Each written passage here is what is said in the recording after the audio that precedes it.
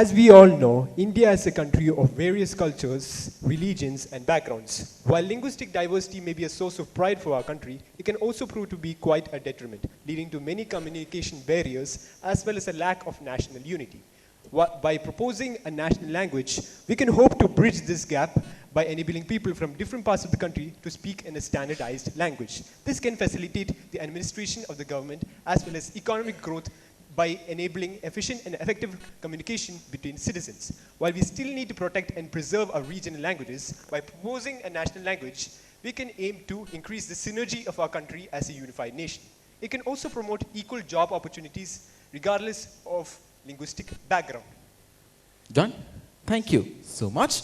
Anagha, you have 1 minute and your time starts now.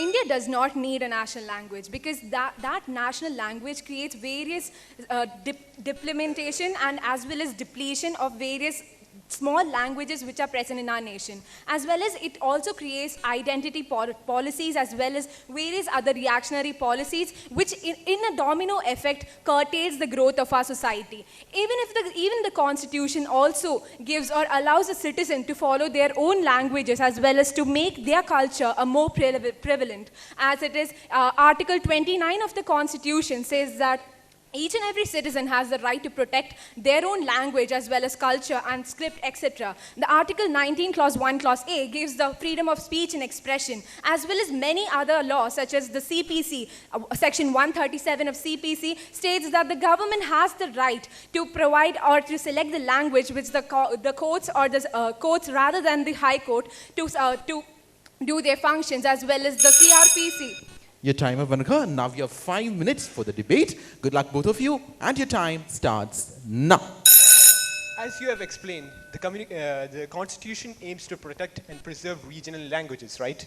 Now, by employing a national language, that does not mean we will neglect any of these regional languages, because in the eighth module of the Constitution of India, we have stated that we aim to protect and preserve regional languages. However, in many of these languages include Marathi, etc. These official languages which are prescribed in the constitution do as well give the implementation that each and every person's language is protected. But if you're looking into it more clearly, if we can say that in the recent times the Home Minister had actually implemented the 11th committee report, in which it actually stated recommendations to implement a particular language for even the studies of the actual courses and even for the elementary education as well. On to you. Associating with education, we have seen that employing a national language can improve the quality of the education sector, because it leads to a standardized curriculum as well as assignments and also textbooks. It can also reduce the cost of translating services for various textbooks to accommodate these students, and also use these spent money to increase the quality of education provided by these. Clear. With the development of artificial intelligence, we cannot question the lingua franca as well as lingua franca for the governance of the society, as well as in the educational factor as well. Even if you're looking into various neighboring countries from India, we can see that even in those states, these cultural as well as language aspects has even curtailed or has even made policies or creating civil wars. Clear, please, yes. Associating with civil wars, we cannot say that employing a national language can lead to the marginalization of any of these languages, because both cannot be mutually exclusive. We can both have the same effect at the same time. Okay, clear. It might have the same effect, yes.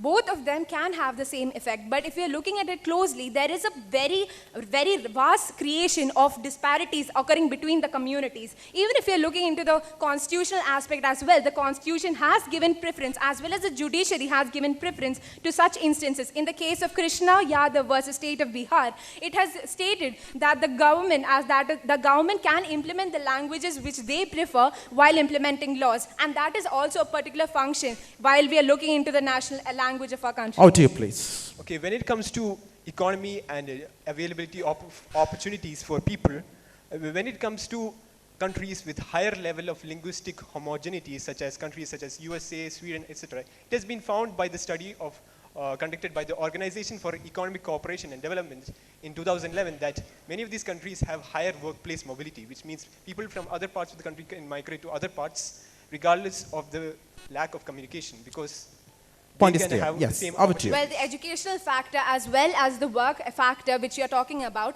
if we are looking at it through various laws implemented, we can say that the Delhi Declaration on the Rights of Education 1993, it is stated that the use of mother tongue or the use of cultural aspects and the language which we have studied or we were born with actually plays a vital role in the development of a person as a whole. Even if you're looking at the UNESCO 2003 laws, we can see that the development or the integration of the mother tongue into our system is actually playing a vital role in the Out to you, person please. as a whole. It has been shown in many studies conducted by the International Monetary Fund as well as the World Bank in 2018 that countries with higher linguistic fragmentation, that is higher diversity of languages, such as Papua New Guinea, have lower rates of economic growth as well as lower efficiency of government spending. Examples include Papua New Guinea and several African countries which have severely low GDP per capita. Of you, yes. Well, the only thing I have to say that the government or the country itself is showing the example. In 2020, that is in 2020, what happened was a school teacher actually filed a RTI to the government stating that whether the national game of our country is hockey. And what the government stated that it does not promote any national game as it supports each and every game equally. And while imposing a national language, it is trying to state that some language is actually more superior to the other. And copying the Western society for its homogeneous effect is not for the... Clear. Yes, done.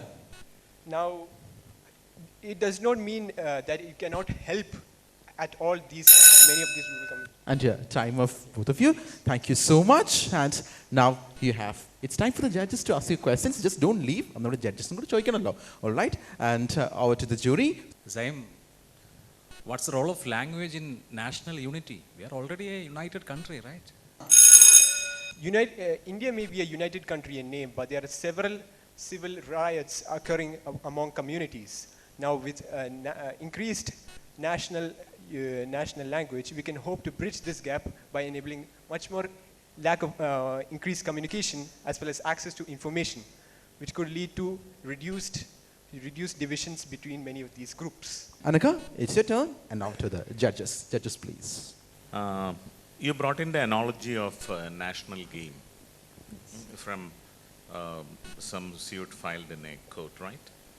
And the government said hockey is not our national game. We are not promoting any national games as such. So what was your point? You were trying to prove that just because we don't have a national game, we do not need a national language as well. Was that the point? So what I was trying to say is that what the government tried to say in case of the national game is that it gave more importance. That is, it is giving a superiority to that game, and it is not. That is, the government is saying it is not giving superiority to any game. And in the case of a national language, if you're saying that if we should make a particular language as a national language, we are saying that that is superior over the other languages. And even if you're looking at the Constituent Assembly, we can see that what the one doctor has said that is that it is giving... Sorry, your time up. That's time up. Thank you so much. Both of you kindly come forward. Shake your hands. Thank you so much for being here.